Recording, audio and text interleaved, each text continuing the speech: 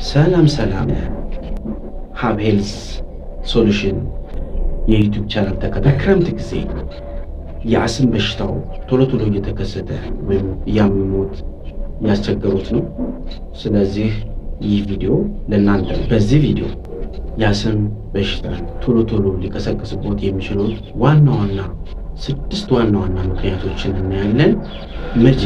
በምን አይነት መንገድ በቀላሉ መከላከል እንችላለን። መጨረሻ ላይ ምን እናያለን? አደገኛ የአስም ምልክቶችን እናያለን። ቶሎ በፍጥነት ወደ ሕክምና መሄድ አለብን፣ መቼ ነው መሄድ አለብን የሚለውን ዋና ምክንያቶች ይነግራችኋለሁ። ከዛ ፊት ግን ሰብስክራይብ በማድረግ ላይክ፣ ሼር በማድረግ አበረታ። የመጀመሪያው አስም ምንድን ነው የሚለውን ትንሽ ነገር ልንገራችሁ። አስም በአየር ቧንቧ መቆጣት ወይም በመተንፈሻ አካል ክፍሎች ላይ የመቆጣት በሽታ ነው። ባዕድ የሆኑ ነገሮች ወደ መተንፈሻ አካል ክፍሎች በሚገባበት ጊዜ የትንፈሳ አካሎቻችን ይቆጣሉ። በዛ ጊዜ አየር ለማስገባት መቸገር ይኖራል። በዛም የህመሙ ምክንያት ሊሆን ይችላል ማለት ነው። ስለዚህ አስም ምንድን ነው የሚለውን ካየን አሁን ዋና ምክንያቶች ምንድን ናቸው? በክረምት ጊዜ ቶሎ የአስም በሽታን ሊቀሰቅሱ የሚችሉ ነገሮች ምንድን ናቸው የሚለውን እናያለን። አንደኛ ከፍተኛ እርጥበት ነው። እንደሚታወቀው በክረምት ጊዜ ከፍተኛ የሆነ እርጥበት መጠን አለ። የዚህ ከፍተኛ እርጥበት ደግሞ ለተለያዩ ተውሳኮች ወይም በሽታ አምጪ ተህዋሲያኖች መራቢያ ምቹ ሁኔታን ይፈጥራል። በተለይ በቤታችን ውስጥ እርጥበት ያለው ቦታዎች ካሉ፣ ምንጣፍ ላይ አዋራ ነገር ካለ እዛ አካባቢ ላይ ሊራቡና የዛም ባዕድ የሆነ ወይም ሽታ ሊያመጣ ይችላል። ይህም ሽታ የአስም በሽታ ሊቀሰቅስብን ይችላል። ሁለተኛ እርጥበት በመኖሩ ምክንያት በቤታችን ውስጥ ሻጋታ ወይም ሞልድ የምንለው የፈንገስ አይነት አለ። ይሄ ፈንገስ ሊራባ ይችላል። እርጥበት ያለባቸው ቦታዎች ይኖራሉ። እዛ ላይ ይሄ ፈንገስ በሚራባበት ጊዜ ስፖር ያወጣል። ይህም ስፖር አየር ላይ መንሳፍ የሚችሉ ነገሮች ናቸው። ይሄ ስፖር ወደ መተንፈሻ አካል ክፍሎቻችን ላይ በሚገባበት ጊዜ የአስም በሽታን ሊቀሰቅስ ይችላል። ስለዚህ ሁለተኛው ምክንያት ምንድነው ማለት ነው? ሻጋታ ወይም ሞልድ በቤታችን ውስጥ መራባት፣ ግቢያችን ውስጥ እነዚህ ሽታን በማምጣት ይህም ብናኙ ወደ አየር ቧንቧ ውስጥ በመግባት የአስም በሽታን ሊቀሰቅስብን ይችላል። ሶስተኛ የአበባ ዱቄት ወይም ፖለን ነው። በክረምት ጊዜ እጽዋቶች አበባ ያወጣሉ። አበባ ላይ ደግሞ ፖለን የሚባል ወይም ዱቄት የሚመስል ክፍል አለው። አበባ አይታችሁት ከሆነ ይሄ መራቢ የወንዴ ዘር ነው። ይሄ አየር ላይ መንሳፍ የሚችል የወንዴ ዘር ነው። ይሄ ፖለን ወይም የአበባ ብናኝ ወደ መተንፈሻ አካላችን ክፍል ውስጥ በሚገባበት ጊዜ የአስም በሽታ ይቀሰቅሳል። ስለዚህ ሶስተኛ የአበባ ዱቄት ወይም ፖለን ነው ማለት ነው። አራተኛ የከሰልና የእንጨት ጭስ ነው። እንደሚታወቀው በክረምት ጊዜ ቅዝቃዜ ይጨምራል። ይህን ቅዝቃዜ ደግሞ ለመቋቋም ስንል ቤታችን ለመሞቅ ስንል ከሰልና እንጨት እናያይዛለን ወይም እናቀጣጥላለን። ይህ በሚቀጣጠልበት ጊዜ ከነዚህ የሚወጣው ከከሰልና ከእንጨት ጭስ ውስጥ መጥፎ ወይም መርዛማ ጋዝ አለ፣ ካርቦን ሞኖክሳይድ የምንለው። ይህ ካርቦን ሞኖክሳይድ ወደ ተንፈሳ አካል ክፍሎቻችን ውስጥ በሚገባበት ጊዜ የአየር ቧንቧ እንዲቆጣ እንዲሁም የአስም በሽታን ሊቀሰቅስብን ይችላል ማለት ነው። ስለዚህ ምን ማድረግ አለብን? ከሰልና እንጨት ስናቀጣጥል በቤት ውስጥ ባይሆን የተመረጠ ነው። ከሆነ ግን በርና መስኮቶችን መክፈት አለብን ማለት ነው። አምስተኛ ቅዝቃዜ ነው። በክረምት ጊዜ ቅዝቃዜ አለ።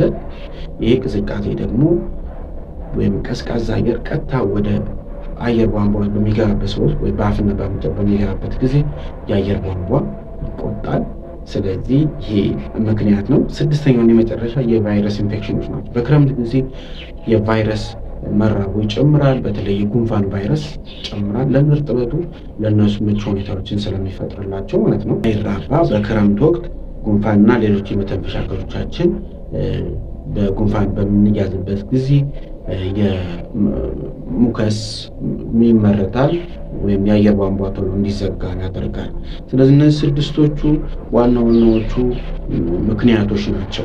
አሁን ቀላል የመከላከያ መንገዶችን ወይም ዘዴዎችን እንነጋገራለን። አንደኛ ቤትን ከሻጋታ መጠበቅ ነው። ቤታችን ውስጥ እርጥበት እንዳይኖር ማድረግ አለ። እርጥበት ለተለያዩ ተውሳኮች መራቡ ምክንያት ስለሚሆን የሚያፈስ ጣራ ወይም ግድግዳ ካለ እነዛን ነገሮች በማድረግ እርጥበት እንዳይኖር ማድረግ አለብን። ሁለተኛው ከጭስ መራቅ ነው። ጭስ ቅድም እንዳልነው ካርቦን ሞኖክሳይድ የሚባል ጋዝ ስላለው ይህም የአየር ቧንቧ እንዲቆጣ ስለሚያደርግ ከጭስ ራሳችን ማራቅ ነው። ሶስተኛው ኢንሄለር መጠቀም ነው። ኢንሄለር የምንለው አንቲሂስታሚን ይባላል፣ ማስታገሻ ነው።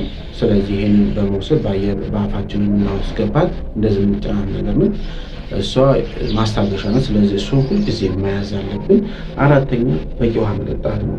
ውሃ በቂ በምንጠጣበት ጊዜ የአየር ቧንቧዎች ወይም እርጥበት እንዲኖራቸው በማድረግ የአየር የትንፈሻ አካል ክፍሎቻችን እንዳይዘጉ ያደርጋል። ስለዚህ በቂ ውሃ መጠጣት መፍትሄ ነው ማለት ነው። አምስተኛ የታዘዙ መድኃኒቶች በአግባቡ መውሰድ ነው። አንዳንዴ በሽታው ቀለል ሲለን ሙሉ ለሙሉ ይዳን ይመስለናል። ስለዚህ መድኃኒቱን በአግባቡ መውሰድ። ከስድስተኛ ምልክቶችን መከታተሉ። ትንሽ ምልክቶች የበሽታው ምልክቶች ከታዩ በፍጥነት ራሳችንን ማስተካከል፣ ማስታገሻዎችን ኢንሄለርን መጠቀም አለብን። አሁን መጨረሻ ላይ ምን እነግራችኋለሁ፣ አደገኛ ምልክቶች የምንላቸው መቼ ነው በፍጥነት ወደ ሕክምና መሄድ ያለብን የሚለውን ስናይ፣ አንደኛ ትንፋሽ ለመውሰድ በጣም መቸገር ካለ፣ በጣም የአየር ቧንቧ ከተዘጋ ይሄ ምክንያት ሊፈጠር ይችላል። ስለዚህ ከፍተኛ የሆነ የትንፋሽ እጥረት ካጋጠመን ቶሎ ወደ ሕክምና መሄድ አለብን። ሁለተኛ ለመናገር መቸገር ነው። ይህም የአየር ቧንቧው ስለተዘጋ መናገር አንችልም። ስለዚህ ይሄ አደገኛ ምክንያት ነው። ሶስተኛ ኢንሄለር ወይም ማስታገሻውን ከተጠቀሙ በኋላ ምንም አይነት ለውጥ ካላገኘንበት፣ ስለዚህ ይህንን በዚህ ጊዜ ቶሎ በፍጥነት ወደ ሕክምና መሄድ አለብን። የመጨረሻው ጥፍር ላይ፣ ጣቶች ላይ የመጥቆር ምልክት ካለ፣ ይሄ የመጥቆር ምልክት የሚያሳየው ምንድን ነው?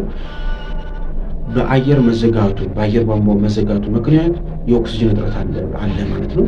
ኦክሲጅን ሲያጥር ደማችን ውስጥ ከፍተኛውን የካርበን ዳይኦክሳይድ መጠን ይኖራል። ይህ ካርበን ዳይኦክሳይድ መጠን መጨመር ደግሞ ደማችን እንዲጠቁር፣ ደማችን ከለሩ እንዲቀይር የመጥቆር ምልክት ያሳያል።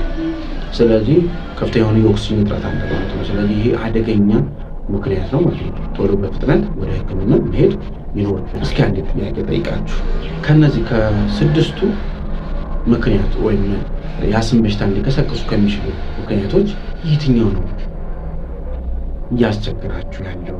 ስለዚህ ኮሜንት ላይ ጻፉልኝ። በአጠቃላይ ምን አየን? አንደኛ አስም ምንድነው፣ የአስም በሽታ ምንድነው የሚለውን አየን። ሁለተኛ ምክንያቶቹ ምንድናቸው፣ አስምን ሊቀሰቅሱብን የሚችሉ ዋና ዋና ምክንያቶች ምንድናቸው የሚለውን አየን።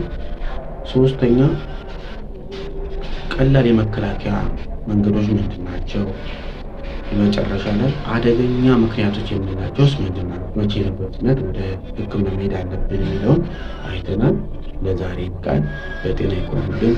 አዲስ የሆናችሁ እንዳልኩት ሰብስክራይብ በማድረግ ላይክ፣ ኮሜንት እንዲሁም ሼር በማድረግ ተባበሩን። አመሰግናለሁ።